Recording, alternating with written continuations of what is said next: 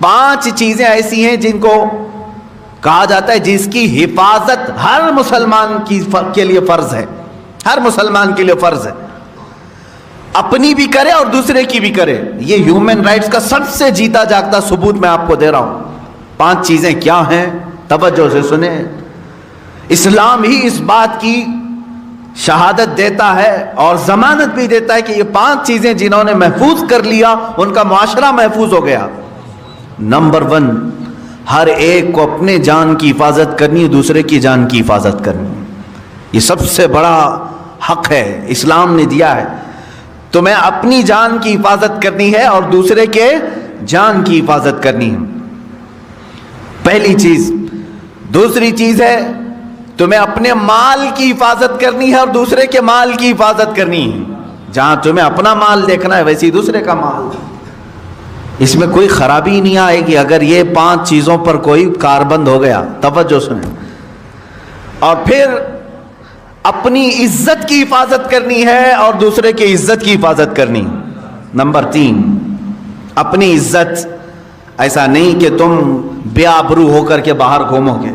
جس طرح تم اپنے آپ کو ننگا باہر دیکھنا پسند نہیں کرتے، کسی اور کو بھی ننگا دیکھنا پسند نہیں ہونا چاہیے۔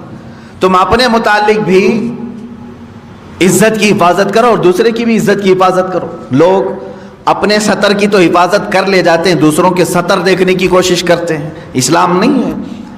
جان کی حفاظت اپنی اور دوسرے کی، مال کی حفاظت اپنی اور دوسرے کی، عزت کی حفاظت اپنی اور دوسرے کی۔ 3 چیزیں ہو گئی۔ چوتھی چیز اللہ کے حبیب صلی اللہ تعالی علیہ وسلم کی حدیثوں سے ہے، اپنے نسب کی حفاظت کرو اور دوسرے کے نسب کی حفاظت کرو۔ نسب کی حفاظت یہ بہت ضروری چیز ہے۔ نسب کی حفاظت کا مطلب کیا ہے؟ بغیر شادی شدہ بچے پیدا ہونے نہ دینا، ورنہ اس کا نسب ہی نہیں معلوم ہوگا۔ اسلام نسب کا بہت اہتمام کرتا ہے۔ اپنا بھی نسب کا اہتمام کرو اور دوسرے کی بھی نسب کو خلط ملط ہونے نہ دو، یہ ضروری ہے۔ میں نے 4 چیزیں سنائی، پھر سے میں عرض کر رہا ہوں آپ کے پاس، اللہ کے حبیب صلی اللہ علیہ وسلم کے فرامین کے مطابق، اللہ کے حبیب صلی اللہ تعالیٰ علیہ وسلم کی حدیث کی روشنی میں ہر مسلمان کو چاہیے کہ وہ اپنے جان کی حفاظت کرے اور دوسرے کے جان کی حفاظت کرے۔ ہر مسلمان کو چاہیے کہ وہ اپنے مال کی حفاظت کرے، ویسے ہی دوسرے کے مال کی حفاظت کرے۔ ہر مسلمان کو چاہیے کہ وہ اپنے عزت کی حفاظت کرے، ویسے ہی دوسرے کی عزت کی حفاظت کرے۔ نمبر 4، ہر مسلمان کو چاہیے کہ وہ اپنے نسب کا اہتمام کرے، اسی طرح دوسرے کے نسب کا بھی اہتمام کرے، خیال کرے۔ 5ویں چیز ہے جو بہت اہم ہے، اسلام نے کہا ہر مسلمان کو اپنے دین کی حفاظت ضروری ہے۔ اسی طرح کہا گیا کہ دوسرے کے دین سے چھیڑ چھاڑ بھی نہ ہو۔